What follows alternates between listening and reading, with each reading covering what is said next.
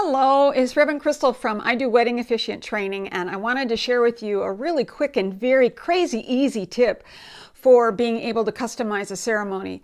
Customizing ceremonies is the biggest trend in wedding ceremonies these days because nobody wants to be cookie cutter anymore. People don't want to be at a ceremony where they've heard that, said that, done that before. So this is just really an easy way to really personalize it for your couple, whether it's a smaller ceremony from, just like an elopement for 2 or 3 or 4 people in attendance, or you've got 30 to 300 people. So here's your, this is what I use for my script, and there is my script, and then other thing that you need is this one simple little pen. So I'm going to go with the tip for if you've got a bigger wedding, because if the smaller weddings are just a little bit more difficult for you to do, but it's still totally doable. So you want to arrive at your ceremony at least a half an hour ahead of time. It's even better if you can do it like 45 minutes ahead of time, just so you give yourself plenty of time. So what you want to do is just kind of look around and see who's there. A lot of times people will come early to the wedding ceremony and they'll, connect with old friends, or they just want to check out, see what's going on. So you you pick a couple of those people, you go up to them and introduce yourself and say, which one of the couple do you know? That's question number 1. And they'll say it's Alan, or they know Joe.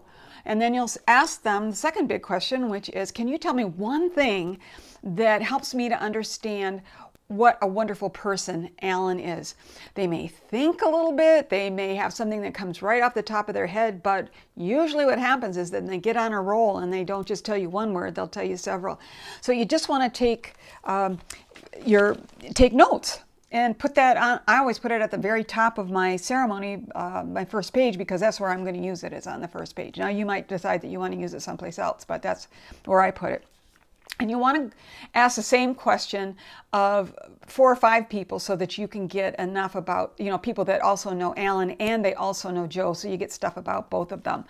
So then when it comes time to do your welcome and your introduction, so this is what I say, we're gathered here today to witness and to celebrate this deep act of love and commitment between Alan and Joe.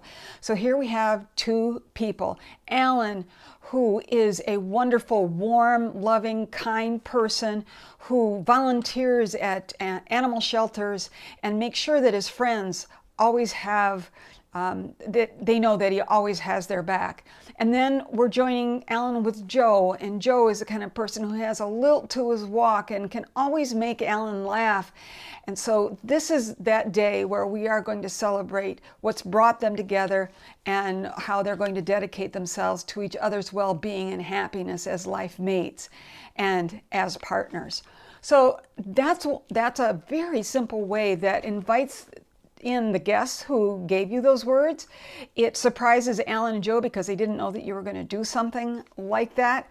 And it also just gives people a greater sense of who these people are, as well as a commitment between you and your couple. Because here's one other thing just to think about, is that in today's world, unless you are being asked over and over again to do a wedding for a friend or a family member, there's going to be a point in time when you're going to be stepping out into the world of officiating for people that you don't know. So when you do something like this, it also helps to create a connection with them. And that connection is so important, which is one of the things that I really use and promote in my Ready, Willing, and Able officiant training prep program. So the other way that you can do this when there's only a couple of people that are at the wedding ceremony, like it's an elopement, is that you're going to have to set the 2 people. Let's say it's Courtney and Paul are getting married. So you want to take Courtney aside and you want to say, Courtney, tell me one thing that you really love about Paul.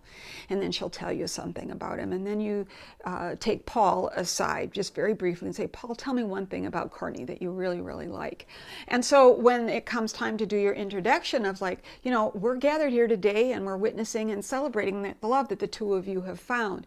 And Paul, we know that you really love how Courtney sings to you when you wake up in the morning. And Courtney, Paul loves how you always scratch his back.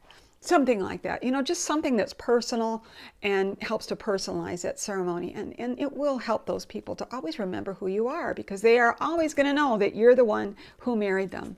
So that's a really simple, easy technique to use to help personalize your ceremony for two people that you're marrying. And I would love to know how you use that tip. So be sure and leave a comment below, or if you want to email me at crystal@officianttraining.com and let me know how it went for you. I would just really appreciate it. So thank you for watching, and I look forward to learning how you lead a couple in saying their I do's. Take care and goodbye for now.